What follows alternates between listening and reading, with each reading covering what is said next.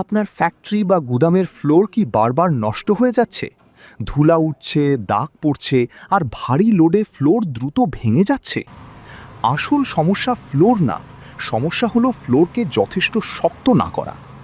আমরা এই সমস্যার সমাধান করি ফ্লোর হার্ডনার দিয়ে। ফ্লোর হার্ডনার কেন করা হয়? সাধারণ কংক্রিট ফ্লোর সময়ের সাথে নরম হয়ে যায়। ফর্কলিফট, ভারী মেশিন বা গাড়ির চাপ পড়লে ফ্লোর ধীরে ধীরে ক্ষয় হতে থাকে।